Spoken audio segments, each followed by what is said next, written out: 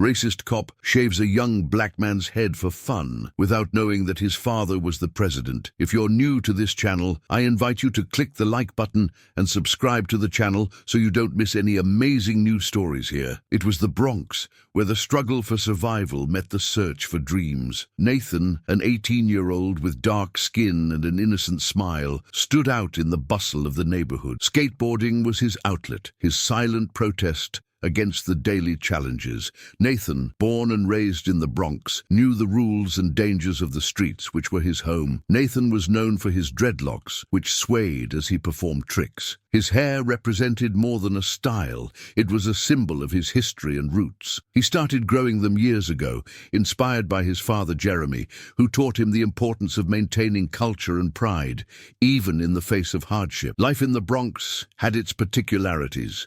In the crowded square, where people walked distractedly, children played and vendors offered products, a lady crossed Nathan's path. Margaret, in her 50s, had grey hair in a bun and a tired, hurried look.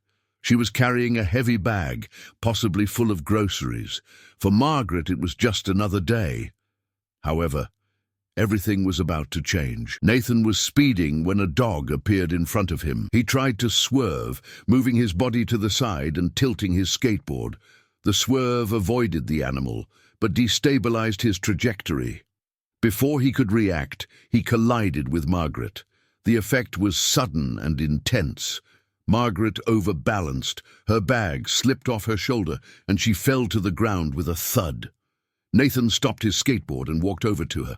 "Are you okay?" "Sorry, I didn't see you," he said in a worried voice. His friends stopped laughing when they realized how serious the situation was. The scene drew the attention of onlookers, and soon a crowd gathered. Margaret was slumped over, confused. Her expression turned from surprise to indignation. She faced Nathan and, instead of accepting his help, shouted, "Police! Police! That boy knocked me down!" Nathan took a step back, perplexed and terrified. He tried to explain with outstretched hands. "Calm down, ma'am. It was accidental, I swear. I didn't mean to hurt you." Margaret didn't want to listen. For her, the young man on the skateboard symbolized a bigger problem in the neighborhood, not just an accident. Her screams drew the attention of two police officers who were about 40 meters away. The uniformed men approached quickly, and the sound of their footsteps sounded like a warning of something bad. They were already angry, and Margaret's tone only increased their hostility. "It was him!" Margaret exclaimed, accusing Nathan. "That boy made me fall!" Nathan tried to explain himself, gesturing, but his voice was lost in the chaos. His friends tried to intervene, saying it was just an accident, but the policeman didn't listen. "You stay here in the square, always making noise and bothering people," commented one of the policemen, looking at Nathan. The second policeman, recognizing the woman on the ground, was surprised. "Margaret? Is that you, Margaret? What happened?" He crouched down to help the woman, but his tone changed when he heard, "It was that boy. He hit me with that skateboard." The name Margaret resonated for Nathan. He noticed that the situation was more serious than it appeared. She wasn't just any old lady. She was the wife of Ethan, one of the Bronx's best-known and most feared police officers. Ethan was famous for his strict approach, often flouting the law. He was on his way, summoned by his partner. The young man observed the looks of disapproval, confusion, and fear from the people around him. He knew he hadn't acted on purpose, but he understood that it didn't matter at that moment. Before he could react, a radio communicator said, "Ethan, we need you here." "That's right." Nathan swallowed. His heart raced, and he realized that what had started out as a simple accident was about to become something much bigger. The policeman next to Margaret quickly realized the situation. "I'm sorry, I can't help you with that. Is that you?" He helped her sit down and then turned to Nathan. "Have you lost your mind, boy? Do you know this woman?" The question was rhetorical but conveyed a veiled threat. Nathan tried to explain himself again. "I promise it was an accident. I skated over. The dog crossed and I tried to dodge it." "I didn't mean to hurt anyone, sir." His voice wavered, not out of guilt but out of fear. He felt the burden of being in the wrong place at the wrong time, in front of the wrong people. The taller policeman stopped him, indicating him with his finger. You young people have lost respect, haven't you? You believe you can act as you wish, without considering the consequences. He didn't wait for an answer before turning to Margaret. Margaret, are you hurt? Do you want us to call an ambulance? Margaret shook her head nervously. It's not necessary. He needs to learn a lesson. I can't stand these kids messing around in the square anymore. Her words were the cause.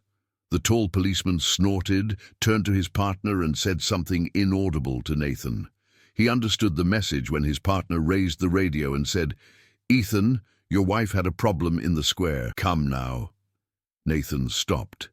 Ethan. The name already indicated trouble.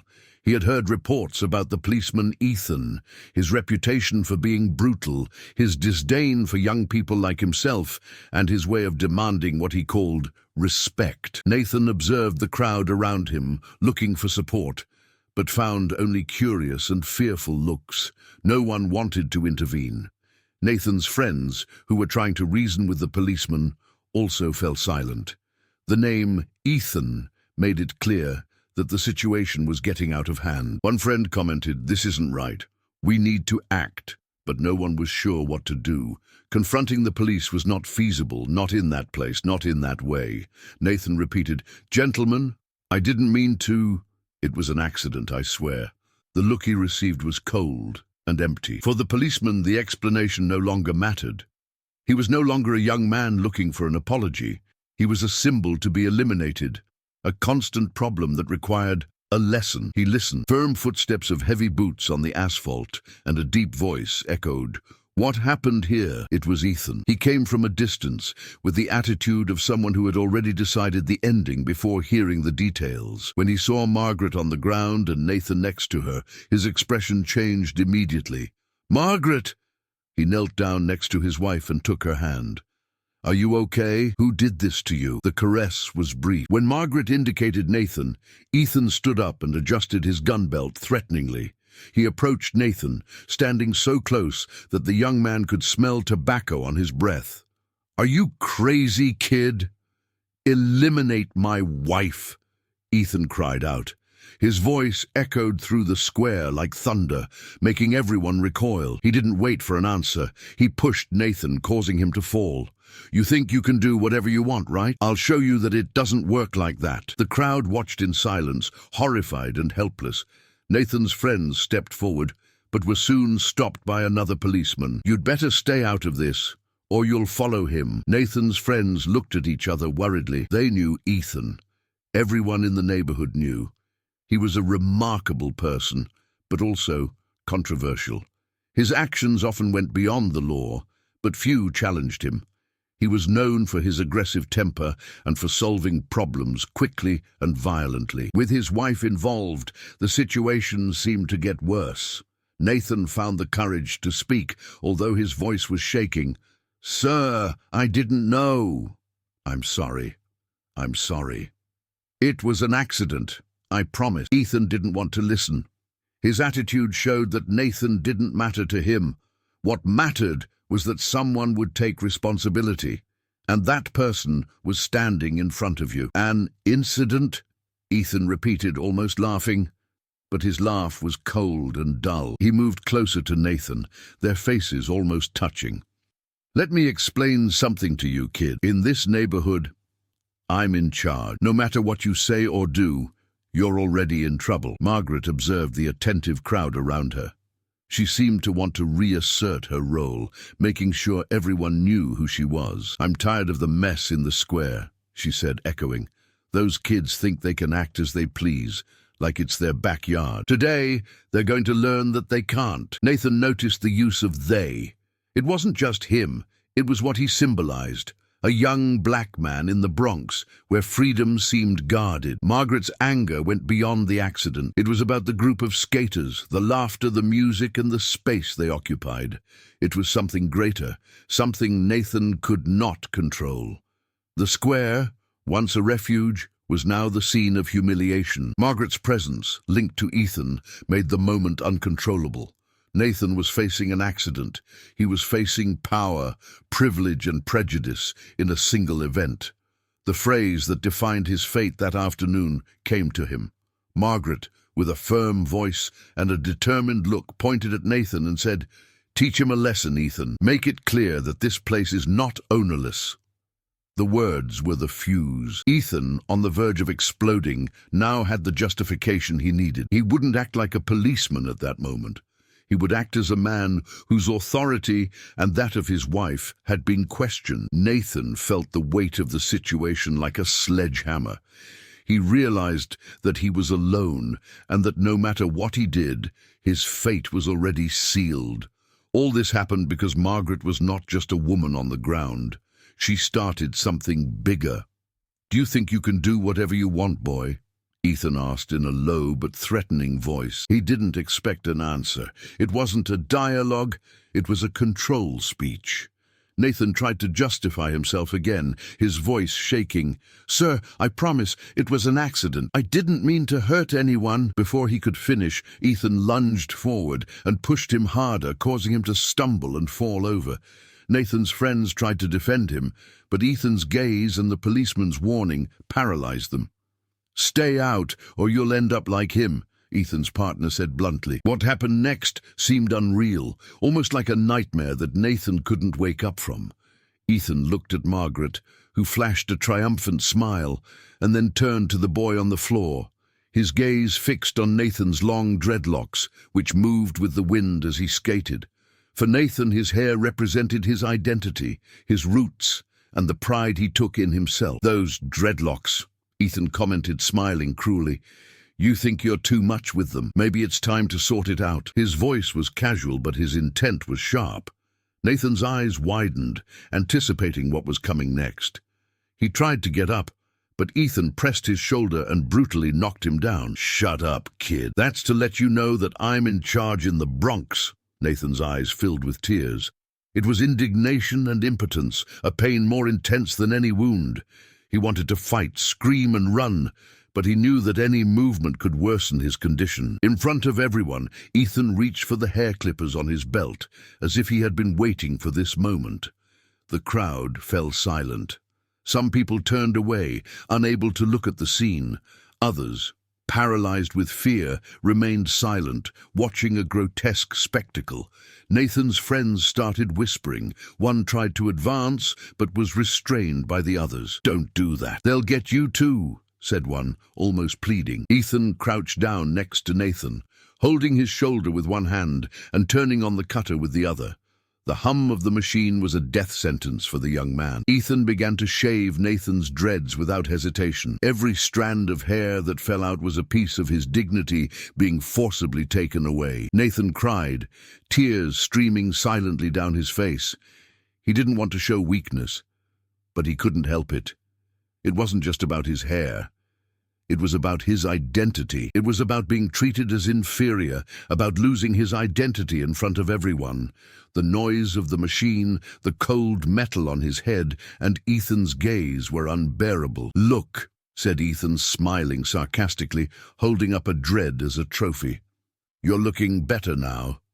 Maybe I'll even get a real job." The policeman's laughter resounded in the square, but the crowd didn't laugh. The scene was deeply disturbing. Even those who remained silent felt the humiliation. The cutting continued until there was nothing left. When it was finished, Ethan stood up, looked at what he had done, and walked away. "There, you've learned your lesson." Nathan touched his head, feeling the cold skin where the dreads were. He tried to recover, but the shame, anger, and pain were intense. He couldn't look at anyone. "I didn't want to face looks of pity or contempt around me." Ethan, pleased with his action, signaled to his partner, "Let's go to the police station." He needed more time to reflect on his actions. He grabbed Nathan by the arm, lifted him abruptly, and pushed him into the car. Ethan decided not to put him in the back seat. "Sorry, I can't help with that. He doesn't even deserve this." He opened the trunk of the car and, with a push, threw Nathan in as if he were an unimportant object. The car stopped suddenly, and the sound of the doors opening broke the silence. Nathan heard the footsteps of Ethan and the other policeman approaching. The suitcase was opened quickly, and the light from the street lamp illuminated his tear-soaked face. "Get up, kid," Ethan ordered, visibly annoyed. He pulled Nathan's arm hard, almost knocking him to the ground again. Nathan struggled to balance himself, but his knees were shaking. The police station was an old building, with dirty walls and the smell of cold coffee and sweat. The atmosphere was oppressive, carrying the dense energy of crushed lives within its walls. For Nathan, this space was a prison, and he knew that, like in the trunk, he would not be respected. Ethan and the policeman led him down the corridor, where other agents watched with curiosity or apathy. Some whispered and exchanged glances of contempt, or at most false neutrality. Nathan knew their thoughts. To them, he was just another black kid from the Bronx, another problem to be disposed of. At the main desk, the deputy, a short, grey-haired and tired man, looked up from the documents he was evaluating. "What's this, Ethan?" he asked, with a tone more bored than interested. "That kid ran over my wife with that skateboard," said Ethan, indignant and full of self-pity. He glanced quickly at the deputy, as if waiting for complicity. Nathan said, his voice shaking, "Sir, it was an accident, I promise." I tried to apologize, but they wouldn't listen. Ethan interrupted with a shouted, "Shut up," before he could finish. The room fell silent, with Ethan's voice echoing off the walls. Nathan felt the humiliation again, as if his words had no value. The deputy sighed, seeming more willing to end the matter than to seek the truth. "That's right, Ethan. Put him in the cell. We'll sort it out later." Sort it out later? Nathan was surprised. He couldn't believe that, without an investigation or a hearing, he was being considered a criminal. He wanted to claim his innocence and rights, but at that moment, he seemed invisible to justice. Ethan took him to the cells at the back of the police station. The rusty bars and musty smell made the atmosphere heavier. He opened the creaking door and pushed Nathan inside. "Enjoy your stay," Ethan said, smiling sarcastically. He closed the door and locked it with a click, as if ending any hope of freedom. Nathan watched. The cell was tiny, with cold concrete walls and a metal bed with a thin, dirty mattress. He sat in the corner, clutching his knees, trying to contain the anger and fear that boiled up inside him. Closing his eyes, he could see Ethan's face, the noise of the hair clippers, and the looks of contempt in the square. Hours passed.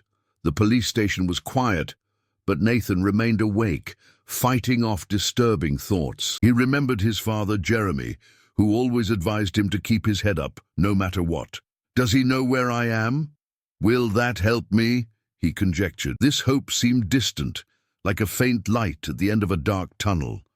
He finally plucked up the courage and asked to make a call. The policeman on duty hesitated, but eventually agreed. Nathan dialed the number nervously, listening to the ringtone while holding his breath. When he heard Jeremy's voice, he couldn't hold back his tears. "Dad, I need help." "Of course." Arriving at the police station, Jeremy felt both angry and worried.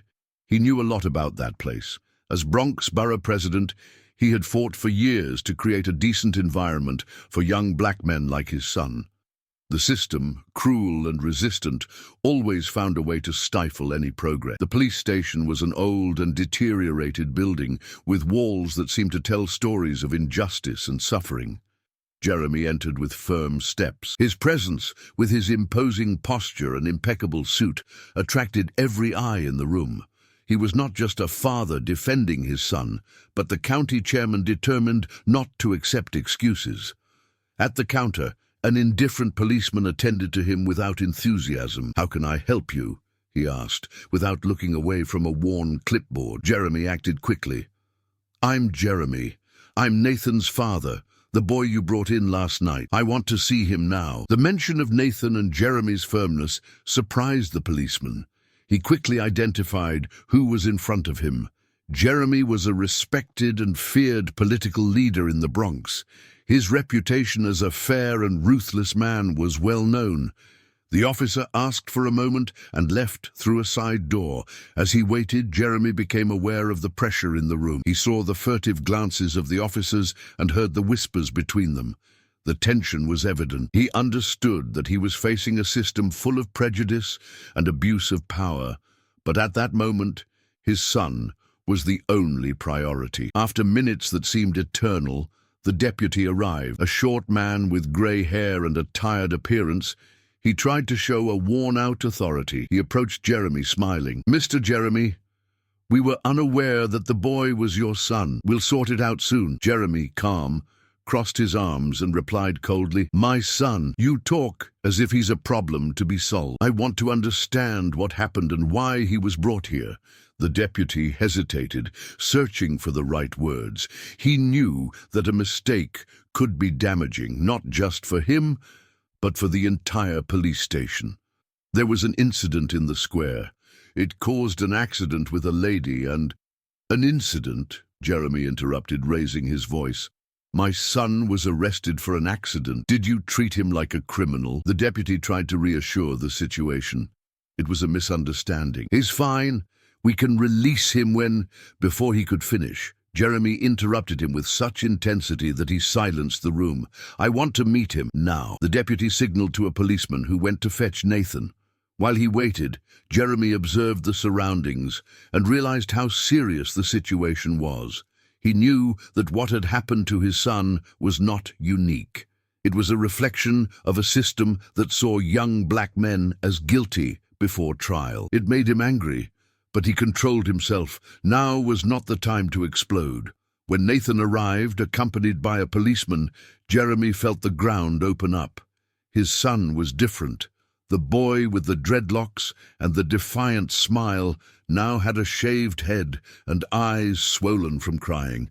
Marks on his wrists indicated the use of handcuffs, and his bent posture reflected the humiliation he had suffered. "My God," Jeremy whispered as he approached Nathan. He held his son's shoulders and stared at him.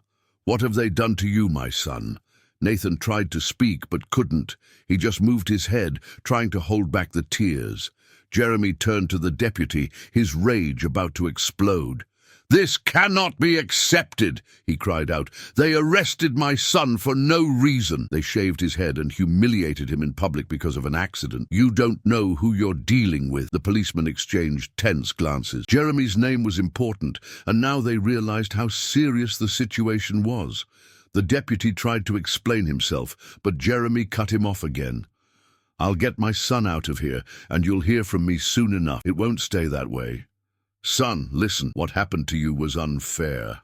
Unfair. Inhuman. It wasn't your fault.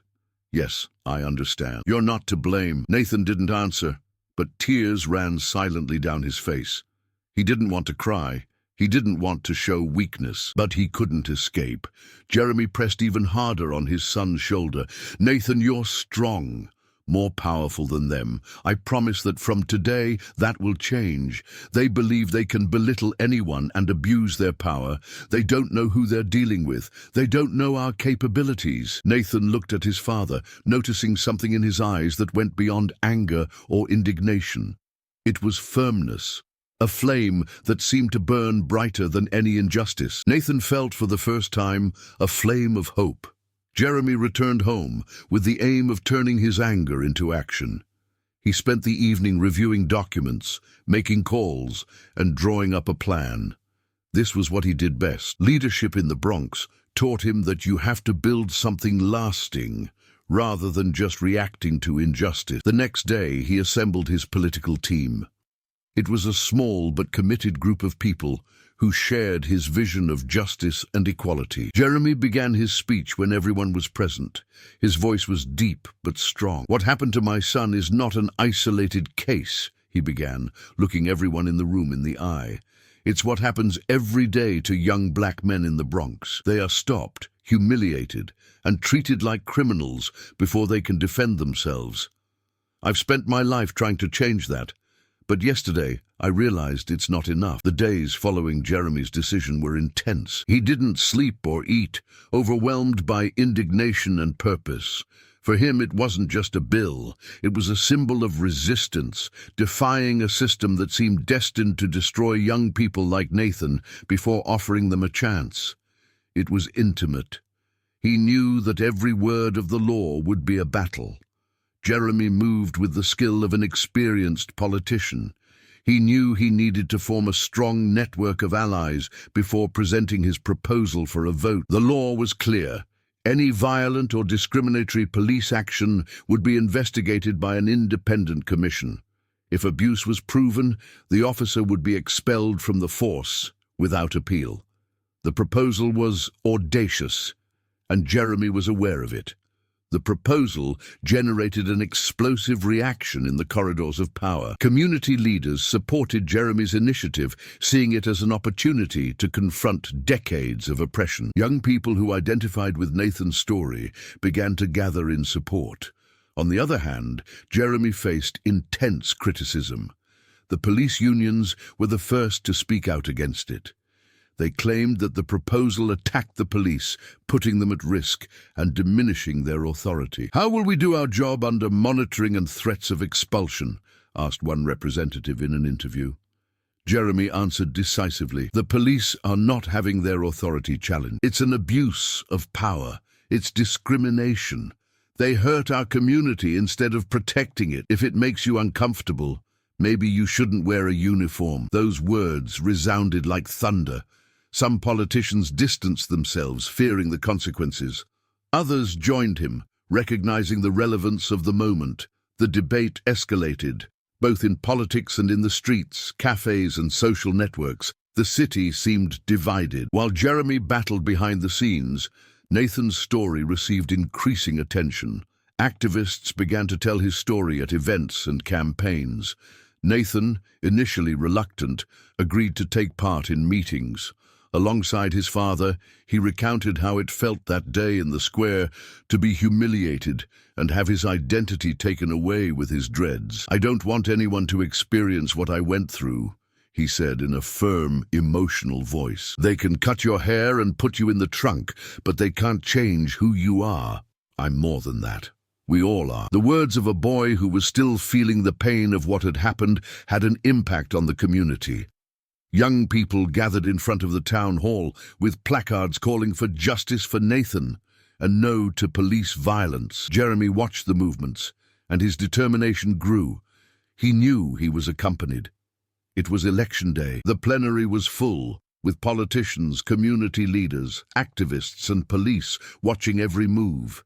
Jeremy was at the front, with Nathan at his side. The boy watched the faces around him, trying to understand what it was like to be there. He recognized that his story had become a catalyst for the proposal, which gave him both pride and responsibility. The debates were intense. Politicians said the law was exaggerated and would make the police unable to act. Others said that the city needed a system that set limits on police power. Jeremy spoke last. He stood up, straightened his jacket and walked to the center of the room. Silence dominated the room as he spoke. "I'm not here to attack anyone. I'm here to defend, to protect young people like my son, treated as a criminal because of an accident, to protect communities that live in fear of those who should defend them. This law is not against the police. It's against violence. It is against abuse. It's against discrimination." He paused, observing his surroundings. "If you think this is too much, maybe we're more lost than we think." After lengthy discussions, it was announced that the law had been passed. Jeremy was relieved, but knew that this was only an initial victory in a larger battle. He looked at Nathan, who finally smiled, a small but genuine smile, as if there was a light at the end of the tunnel. The new law was quickly implemented. More than 20 police officers were expelled within weeks after investigations confirmed abuses. Among them was Ethan, who had humiliated Nathan. His downfall symbolized the beginning of a new era in the Bronx. Jeremy knew that this would bring retaliation. The community on the streets began to notice the effects. Young black men who had previously been fearful now saw a slight change. It was a beginning, not a total transformation.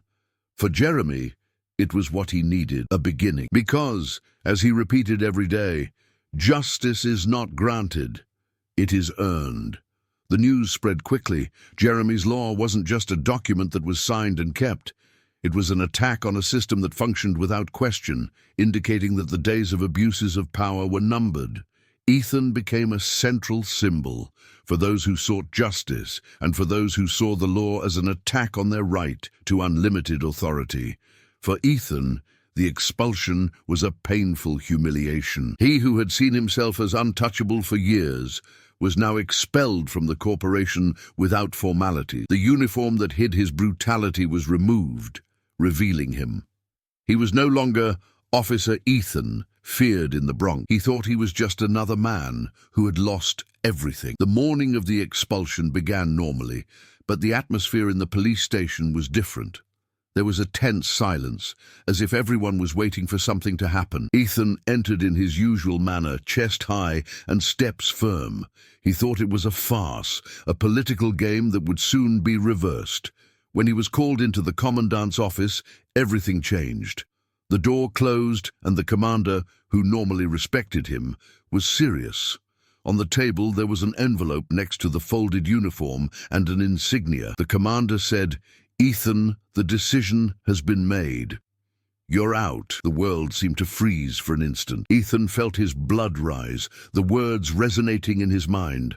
After years in the Corps, after everything he'd done to keep order in the Bronx, he detonated.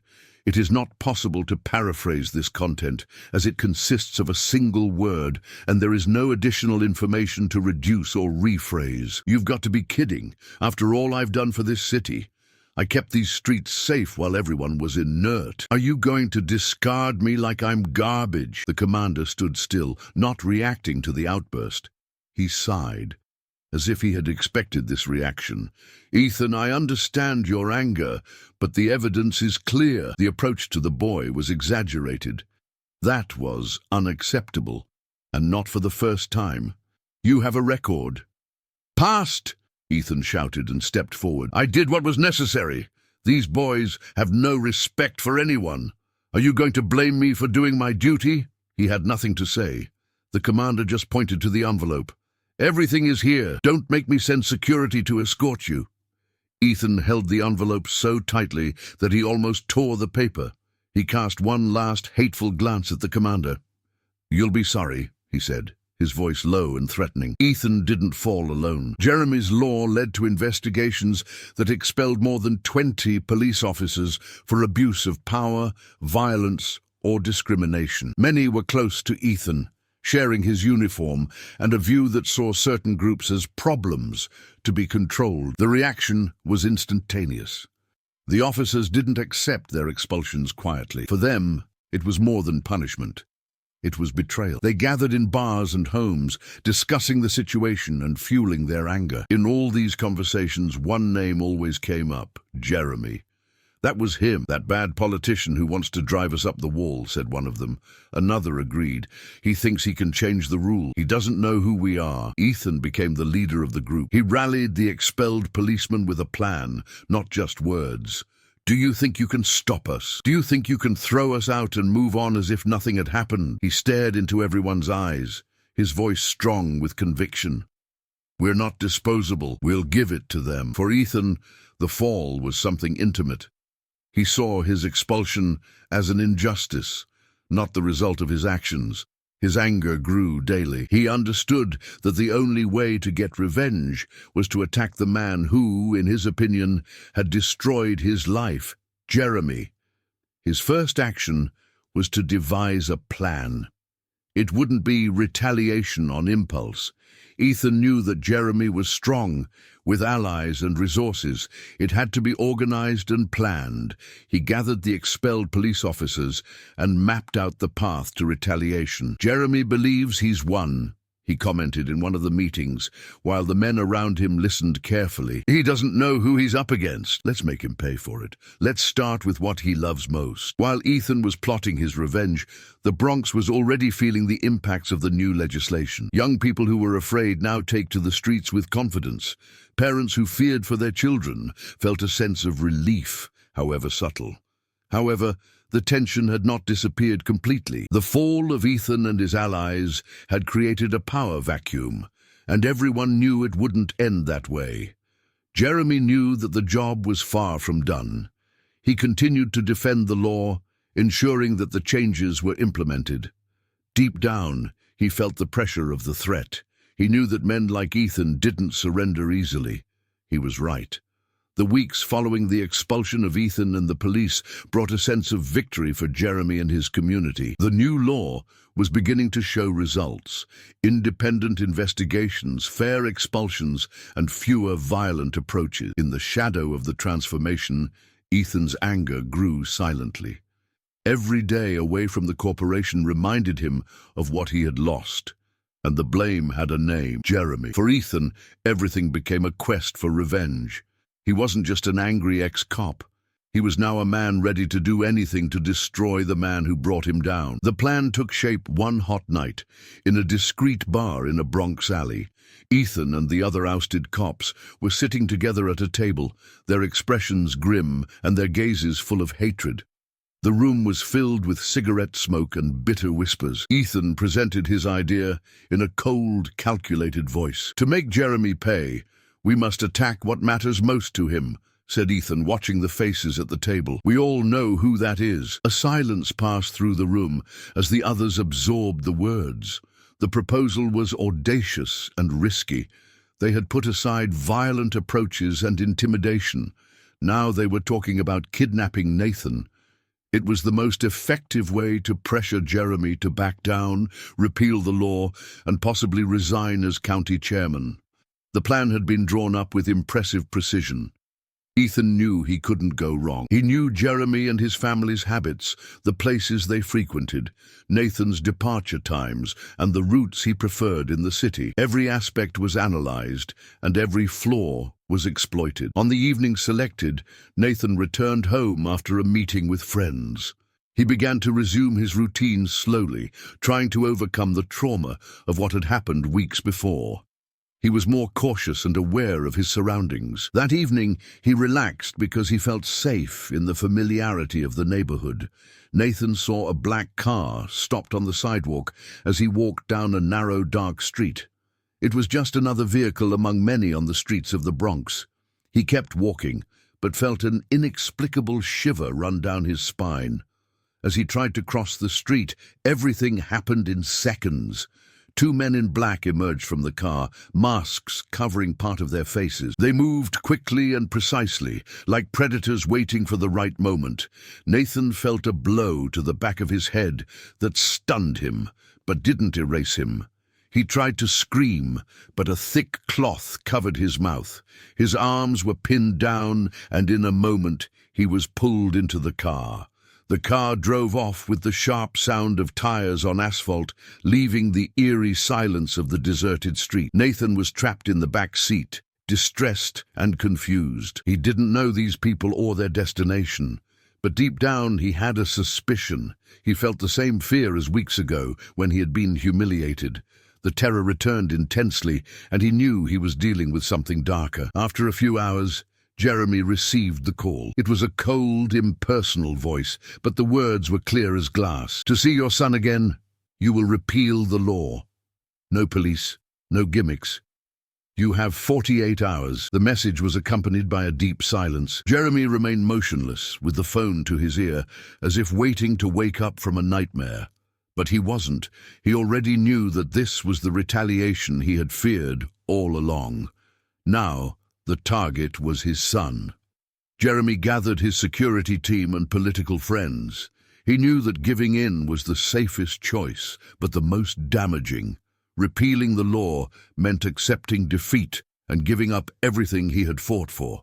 Nathan's life was at stake, and he couldn't risk losing it. Nathan was trapped in a shed, tied to a chair. The room exuded rust and mildew, and the only light came from a dim bulb in the ceiling. Ethan entered, showing that he controlled every detail of the situation. He walked over to Nathan, who raised his head slowly with a fearful but slightly defiant look on his face. "You know who I am, don't you?" Ethan asked, bending down to Nathan's height. The boy didn't answer. Ethan smiled an icy, contemptuous smile. "Your father believes he can transform everything. You think you can beat men like me? He'll learn. You'll be the reason." Nathan felt hatred, but knew he couldn't act.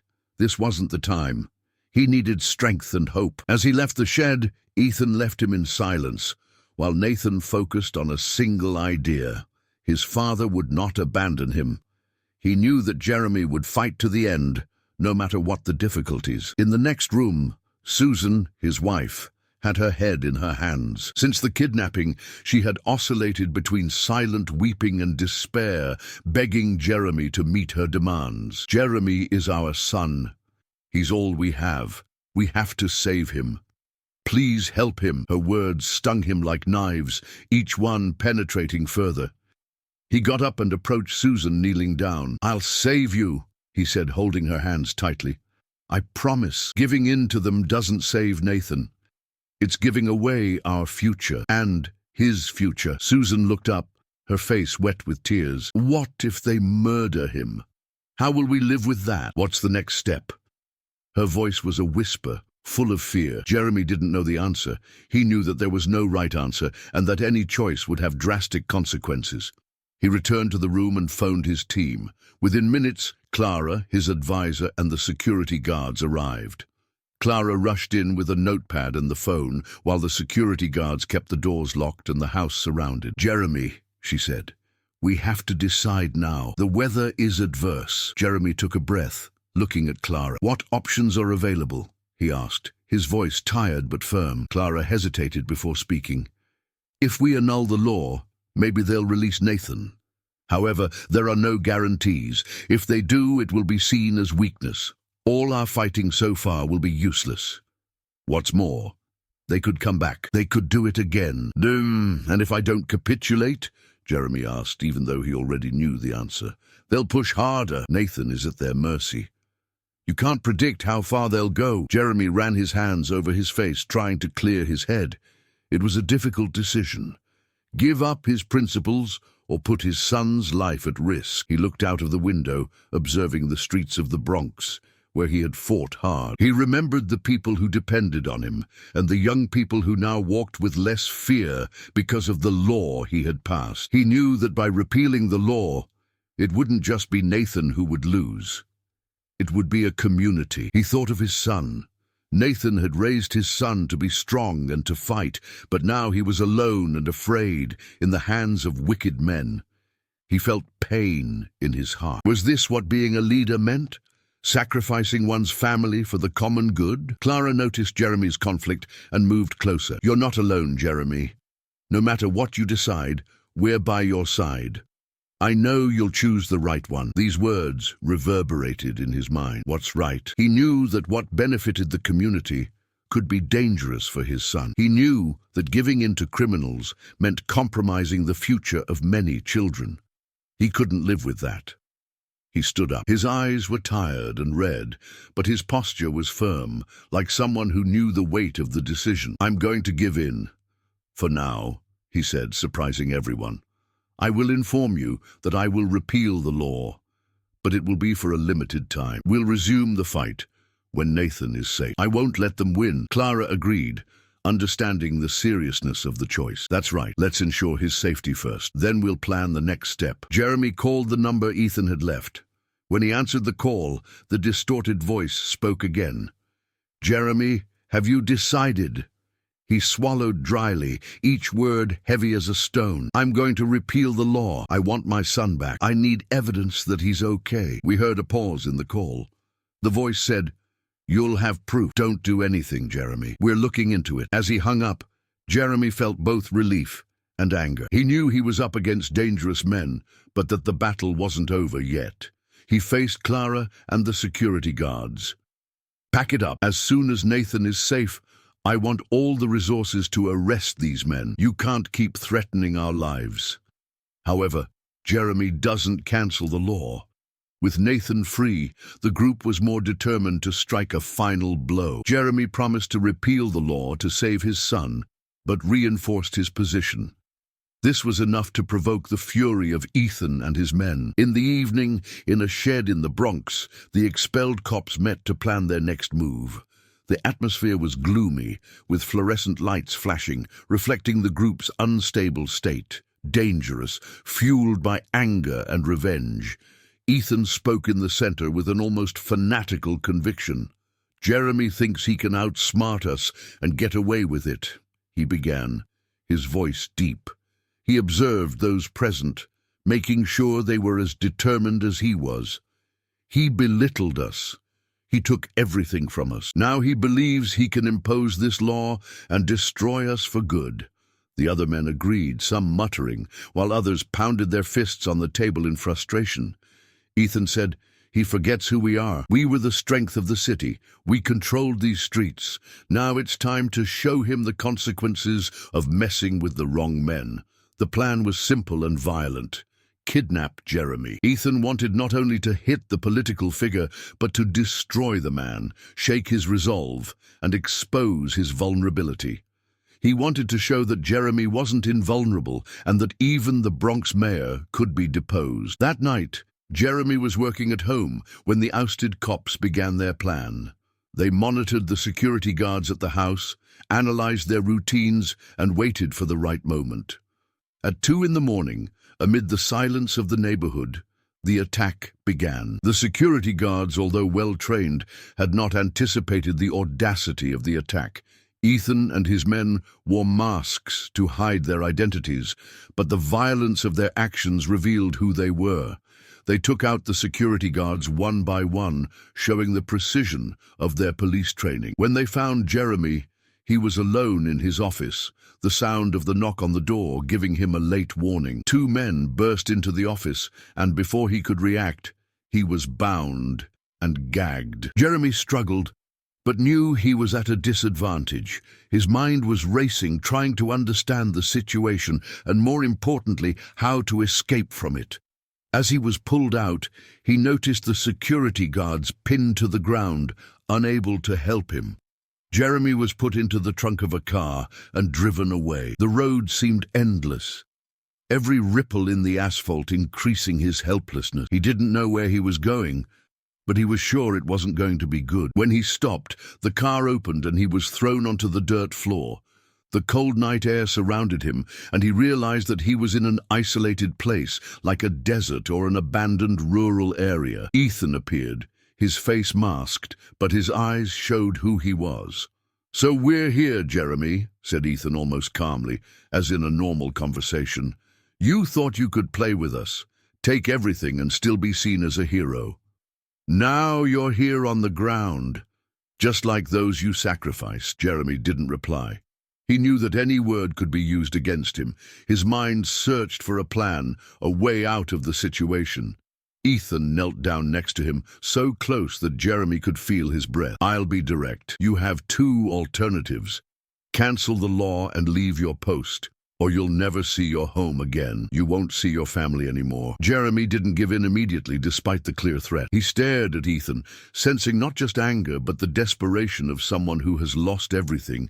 It gave him a slight edge, a glimmer of hope. He knew that men like Ethan sought control, and this could be exploited against them. "I do as you wish," Jeremy finally said, his voice low and tense. "I'll nullify the law. Let me go." Ethan analyzed for a moment the sincerity of what he was saying. He stood up and signaled to the others. "Release him. Stay alert. If he lies, we'll come back. Next time, we won't be so kind." Jeremy was released, but he knew there was a cost for his freedom. When he returned to the Bronx, tired and wounded, he was greeted by Susan and Nathan, who hugged him tearfully. Jeremy couldn't relax. He recognized that the battle was not yet over. Ethan and his men had warned him, but he wouldn't back down. That night, while Susan treated his wounds and Nathan wondered if he was all right, Jeremy watched the 2 of them and declared, "They believe they've won. I'm not giving up. Not as long as I can fight." The promise was made with determination, not anger. Jeremy knew he was at war and that he would need more than bravery to win. It would take strategy, support, and resilience. The police counterattack would continue. It was only the beginning of an even bigger battle. When his security team found him, Jeremy was tired, but his eyes still showed determination. He knew the war would last. Ethan and his allies warned, but they didn't realize that it wasn't just a fight of strength. It was a fight for ideas, justice, and something greater than themselves. On his way home, he met Susan and Nathan. Their embrace was intense, full of relief and fear. Susan cried when she saw his condition, but Jeremy held her, trying to calm her down. "I'm here," he said, his voice hoarse but firm. "They tried, but they didn't take me down. They won't. Nathan watched his father with admiration and concern. He knew that what had happened increased the risk, but he understood that his father wouldn't back down. "What do we do now?" he asked, in a voice that expressed precocious maturity. Jeremy inhaled deeply. "Now we show that we're not alone. They may try to intimidate us, but they won't silence us. Justice does not submit to violence." He called the team together that morning, despite the protests of Susan, who wanted him to rest. Jeremy knew he had to act quickly. Ethan's attack made it clear that the fight was personal, and he needed to act before the expelled officers regrouped. In the makeshift meeting room at home, Jeremy was accompanied by Clara, his advisor, and a group of allies and activists. Everyone was tense, but Jeremy's gaze remained firm. "I was kidnapped," he began, his voice echoing in the room. "They tortured me. They tried to take me down. They tried to make me abandon the law we passed, which is already changing the lives of many people in the Bronx." He paused, watching everyone in the room. "But I didn't give in. I'm not going to give in now." Clara spoke first. "Jeremy, it was something monstrous. It won't stop as long as Ethan and the others are free. We need a plan and strong allies." A few days later, Jeremy was surprised by an event. Men surrounded the sports cars in front of the house while carrying gallons of gasoline. The vehicles represented success and power, and Ethan knew that destroying them would offend Jeremy. Every drop of gasoline that fell to the ground was intended to cause destruction. What mattered was not just the material value, but the emotional impact. Ethan lit a match when everything was ready. The orange glow lit up his face, showing a cold smile. He threw the match at the cars, and the fire spread, consuming everything. The flames rose high, reflecting off the house like a warning. Inside the house, Jeremy was the first to wake up. The strong smell of smoke made him jump out of bed. He went to the window and saw the flames consuming the cars, lighting up the yard like a small inferno. He shouted for Susan and Nathan, telling them to get out of the house. The fire alarm sounded, awakening all the security guards in the house. As he went downstairs, trying to organize the guards to evacuate his family, Jeremy noticed that the fire was spreading to the cars. The fire had already reached the front of the house, driven by the strong wind that night. Susan desperately pulled Nathan by the arm. Before they reached the door, an explosion knocked them down. One of the cars, exposed to the intense heat, exploded, scattering shrapnel. Nathan suffered the impact on his arms and face, while Susan screamed when she noticed that they were injured by hot fragments. Jeremy, seeing them on the ground, ran towards them, disregarding the heat and smoke that filled the space.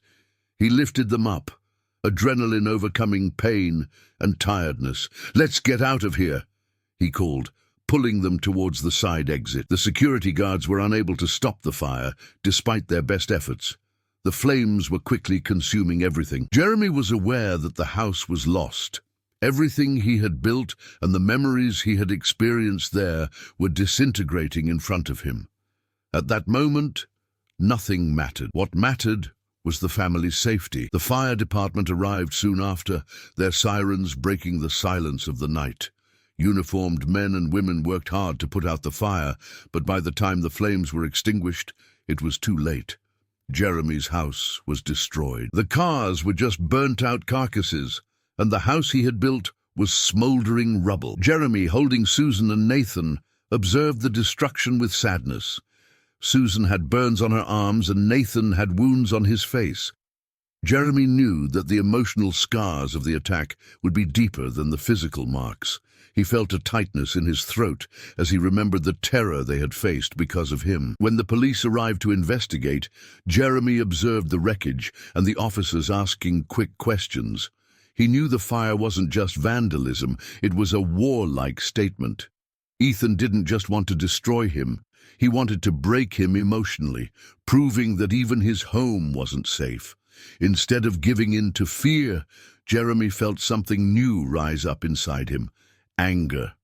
Decision. He looked at Nathan and Susan with tears in his eyes, but full of strength. "I promise," he said firmly, "that it won't stay like this. They think they can intimidate us, but they're wrong. They won't win." Susan, despite her pain, agreed. "We're by your side, Jeremy. We always will be." Nathan, His face scarred and his eyes furious, said, "They don't know who they're dealing with." That evening, as the sun rose over the wreckage, Jeremy made a silent vow. He would rebuild not only his home, but also his fight. He knew that Ethan's actions had crossed a line, and he was now determined to put an end to the group of expelled police officers.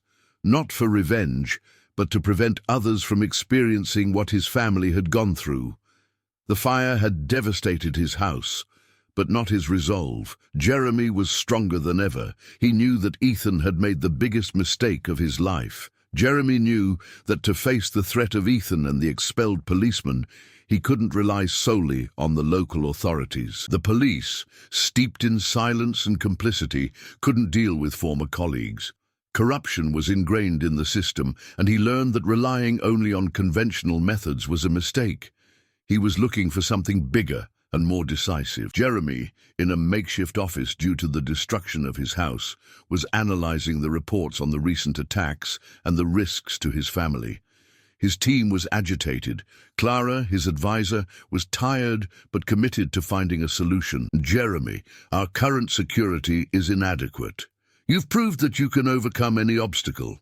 Jeremy agreed, looking at a map of the Bronx on the table. "I know," he said, in a low but firm voice. "It's about more than personal safety. They're trying to send a message to me and to everyone who believes in the law that was passed. If we don't act firmly, they will persist, and more people will suffer." So he decided. He called an old contact, a federal government official he had known during his political career. When he answered the call, Jeremy got straight to the point. "I need help," he said. "It's not a regional issue. We are facing an armed, trained, and determined group. Military intervention is necessary." After a silence, the representative replied, "Jeremy, are you sure what you're asking for? Involving the army makes public something that could get out of hand." "I have no choice," Jeremy replied. "These men attacked my home, hurt my family, and continue to terrorize the community. This is no longer a Bronx issue. It's a matter of national security. They're organized, and every day they're out is a threat." Over the next few weeks, Jeremy worked hard to secure approval for his application. He showed evidence of Ethan and his group's crimes, such as records of abuse as police officers, victims' testimonies, and photos of the fire. He painted a picture. These men weren't just ex-police officers. They were armed and threatening thugs, capable of ruining lives and destabilizing a community. The community united in support of Jeremy. Youth activists organized peaceful protests for stricter measures against police violence. Community leaders spoke out in churches and squares about the importance of preserving the achievements of Jeremy's law. Jeremy knew that popular pressure was crucial for his request to be considered. Approval finally came. The federal government allowed military intervention, justifying that the situation called for immediate action. Jeremy learned that a special team would go to the Bronx to locate and neutralize the threat posed by Ethan and his men. The operation would be subtle but effective. Upon receiving the news, Jeremy felt both relief and tension. He understood that calling in the army was a drastic action, but he knew it was indispensable. He met with the military representatives to coordinate the operation and passed on all the information available. "They're in training," he said. "They know how to hide, but they're arrogant. They will make a mistake. When that happens, we must be prepared." The soldiers, with neutral expressions and firm postures, listened attentively. The team leader, a colonel experienced in urban missions, nodded. "Understood, Mr. Jeremy. We will act with agility and precision. We will ensure that these men no longer pose a threat." While the operation was being prepared, Jeremy intensified the security of his family. Susan and Nathan were taken to a safe place outside the city, with the protection of federal agents. Jeremy understood that calling in the army could increase the risk to his family, but he knew he couldn't give up. "They trust me," he told Susan before leaving. I can't let them down. The day before the operation, Jeremy remained alone in his office. He watched the lights of the Bronx shining on the horizon through the window. He reflected on everything that had happened, from the attack on Nathan to the fire that had almost consumed everything he loved. He knew that the fight was for his family, and for all those who suffered from abuse and injustice. He closed his eyes briefly, breathing deeply. "This must end," he whispered, finally. As the army prepared, Jeremy knew he was about to face a turning point in his life. Despite the responsibility, he felt more determined than ever. Ethan and his men had tried to destroy him, but had only succeeded in fueling a flame that now burned stronger than ever. Jeremy was ready. He knew that, with the support of the community and the right forces, he could finally bring the peace he had so desperately sought. After days, on a Sunday afternoon, the sun began to hide behind the trees of the forest in Bedford, Massachusetts. The place seemed like a parallel world, where the silence and shade of the tall canopies mixed with the tension of something imminent. Jeremy saw it as the battleground against the threat that was consuming his life and his community. For Ethan, it was the ideal place to complete his revenge. Ethan chose a remote and isolated place, far from any civilization that could interfere. Jeremy knew that this forest, despite its apparent abandonment, would be the setting for something greater. He accepted the meeting, aware that it was a trap. Ethan didn't know that Jeremy had plans of his own. Jeremy arrived at the scene with 2 members of security who preferred to keep their distance. He got out of the car and straightened his jacket, trying to disguise his anxiety with determination. With each step towards the clearing, the weight increased, carrying the awareness of what was at stake. Nathan, Susan, their community and their integrity depended on the outcome of this meeting. In the center of the clearing, Ethan was waiting for him. He was surrounded by his men, with serious faces and tense bodies, like guard dogs ready to attack. Ethan wore a black jacket and combat boots, which reflected his aura of brutality and power. There was also something in his eyes, more than anger, a dark satisfaction, as if he was about to win the victory he wanted. "Jeremy," said Ethan, opening his arms in a welcoming gesture, "I'm so glad you're here. I thought I was too much of a coward to show myself." Jeremy stopped next to him, keeping his cool. "I've come to put an end to it," he replied firmly. "If you think you're going to intimidate me, Ethan, you're wrong. You may act dishonest, but I'm not like that." Ethan let out a dry, empty laugh. He stepped closer, staring into Jeremy's eyes. "You may not be my equal," he said, "but today, the disadvantage is yours." He nodded, and out of the bushes came 10 men, mercenaries hired by him. Armed and emotionless, they surrounded the clearing, blocking escape.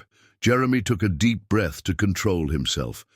He knew Ethan would bring help, but seeing the armed men made his heart race. He watched the leader of the mercenaries, who seemed to view everything with indifference. Ethan continued more threateningly, "Look what will happen. You will repeal the law. You will leave your post, and you'll pay me $1 million.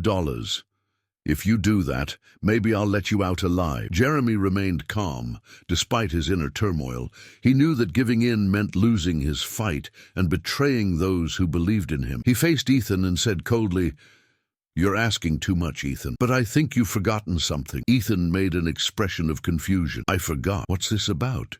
Jeremy stepped forward, looking into Ethan's eyes. "You think you're in control. Today, you're going to find out that you're not the only one who plans." Before Ethan could react, the sound of helicopters broke the silence of the forest. The leaves moved with the wind from the propellers, and the men around them were confused. Soldiers in uniform appeared from the shadows, like ghosts from the forest. The soldiers Jeremy had called were an elite force ready to deal with this situation. The head of the mercenaries tried to act, shouting commands, but the soldiers were agile and precise. In seconds, they dominated the area, disarming the mercenaries and Ethan's men. The sound of weapons falling echoed in the clearing, and Ethan's victorious look turned to despair. Jeremy stood motionless, watching what was happening. He knew it was the crucial moment. Ethan tried to run, but was quickly stopped by 2 soldiers who knocked him to the ground. His face was pale and his eyes large. He watched Jeremy, who approached slowly and stopped next to him. "You thought you could go on scaring my family and community without punishment," said Jeremy, his voice low but full of emotion. "But it's over, Ethan. It all ends here. Your threats, violence, and arrogance." Ethan tried to speak, but Jeremy cut him off. "You assaulted me, ruined my home, and hurt my family, and I'm still here. Ethan, you've never understood that you can't bring down someone who seeks something greater than themselves." Soldiers transported Ethan and his team to nearby military vehicles. Jeremy stood in the clearing for a few minutes, observing the empty scene, feeling both relieved and tired. The battle had been long and difficult, but at that moment, he knew he had won. As the sun set, plunging the forest into darkness, Jeremy took a deep breath. He knew the fight wasn't over yet. Rebuilding would take time, and the scars of that conflict would last a long time. He felt, for the first time in months, that peace was possible. He turned and walked back to his car, ready to go home and continue the fight. Now, in a Bronx that was beginning to breathe more freely. After the ambush, Ethan was taken to a maximum security facility with no loopholes to exploit. The place was isolated, with high walls and constant surveillance by trained soldiers. Jeremy was briefed on the transfer, ensuring supervision at every stage to avoid surprises. He knew that Ethan, even in custody, was still a risk. The man had proved that his influence went beyond his freedom, and Jeremy couldn't underestimate him again. In the community, tension was intense. The young people of the Bronx, inspired by Jeremy's struggle, feared Ethan's return and the continuation of his terror. Meetings took place in churches and community centers, with local leaders promoting unity and vigilance. The message was clear: we cannot let fear control us. Jeremy's battle is our battle. Jeremy knew he needed to act fast to prevent Ethan from retaliating further. He summoned federal leaders to a meeting, suggesting a strategy to dismantle Ethan's support network. It wasn't enough to keep Ethan locked up. His influence had to be eliminated. "Ethan still has allies," Jeremy said at the meeting. "As long as they are free, no one is safe. We must tackle the source of the problem. That means identifying and neutralizing those who still support him. Inside or outside the police, the federal leaders got together. A task force was created with investigators, prosecutors, and the military to trace Ethan's connections. Jeremy shared all the information collected, such as victim statements, abuse records, and suspicious contacts. Jeremy was determined to follow the outcome of a major operation. As the task force progressed, Ethan became aware of his isolation. In the cold cell, he received rare news that his allies had been captured. Every name that came up hurt his confidence, showing that Jeremy was winning. His boiling anger turned to despair. The day of Ethan's hearing arrived. He was taken to an interrogation room, where Jeremy was, along with prosecutors and the military. Jeremy faced Ethan and, for the first time, noticed something different in his gaze. It was no longer the sovereignty of a man seen as unbeatable. It was the look of someone who had been defeated. "Ethan," Jeremy began, his voice firm but calm, "you wanted to ruin everything I've done. My home, my family, my community. In the end, you just destroyed yourself." Ethan didn't reply. He looked away, but Jeremy continued. "You thought you were immune. I thought I could dominate and intimidate people forever. Today, you're here, alone, while those you hurt are standing up, stronger than before." Ethan's silence was only interrupted by his heavy breathing. He knew there was nothing more to be done. Jeremy sought justice, not revenge. He knew that justice was being done. The following week, the task force concluded its operation. Around 20 people linked to Ethan were arrested, including former police officers and accomplices in the attacks.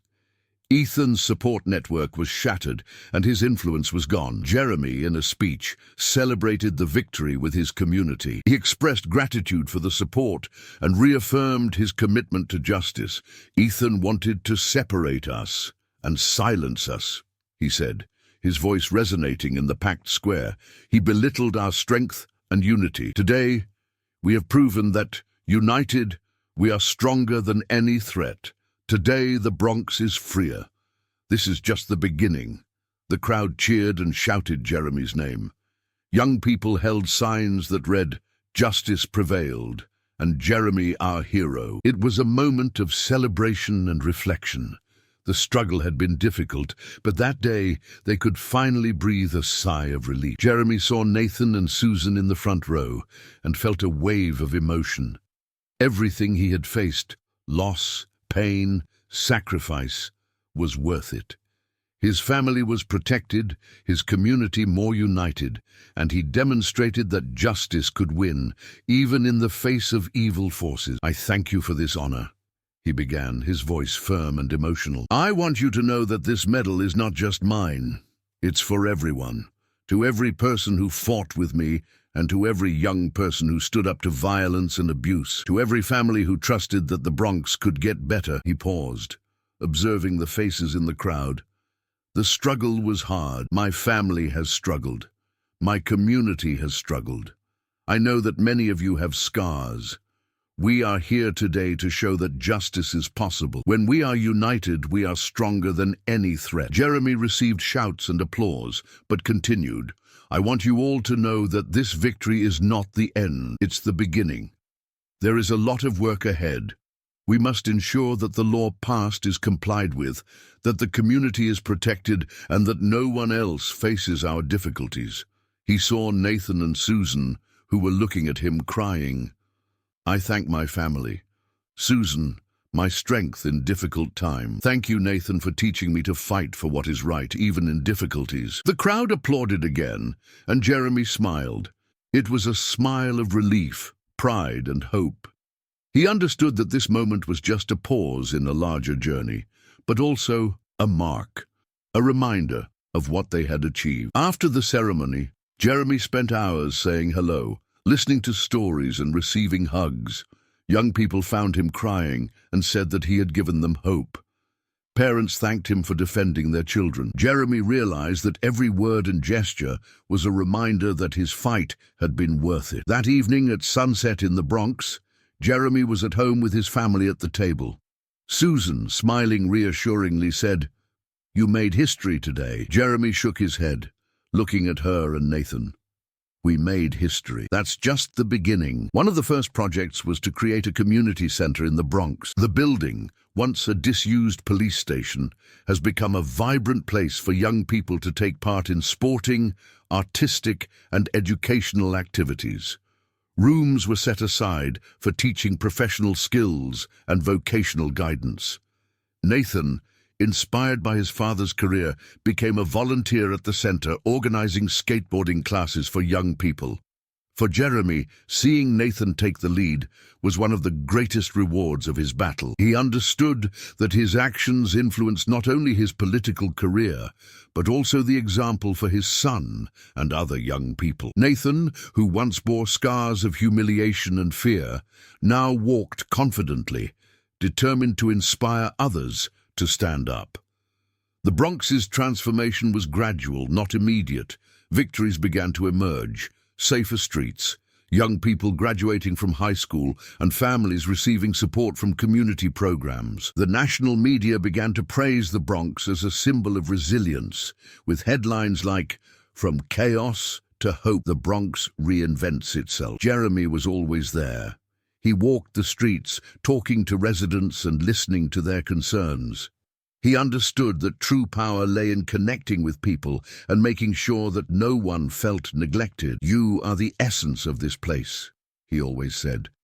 "I'm here to fight for you and with you." There were, of course, moments of resistance. Some held grudges, while others, who had lost privileges, tried to belittle the changes. Jeremy faced the challenges with patience and determination. He understood that creating something lasting required strength and persistence. An important moment in this new phase was the unveiling of a statue in Bronx Square. The work, made by local artists, did not depict Jeremy, but a figure with his hands raised, a symbol of resistance and unity. The base of the statue read, "Here, fear gave way to courage. Justice was heard here." Jeremy attended the unveiling, and when he saw the statue, he felt a strong emotion. It wasn't about him, it was about everyone. The Bronx is known for its collective struggle. That evening, Jeremy sat on the balcony of his new house, simple but meaningful, donated by the city in recognition of his work. Susan brought tea and sat next to him, while Nathan skateboarded with friends. "You did it," said Susan, smiling at her husband. "You've changed everything." Jeremy reflected, shaking his head. "There's still a lot to do. Today, I feel like we've made a start."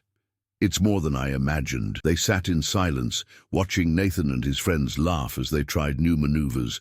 For Jeremy, that sound symbolized victory, the laughter of a generation with the opportunity to live without fear. The new phase in the Bronx had begun, and Jeremy was preparing to lead his community towards a better future.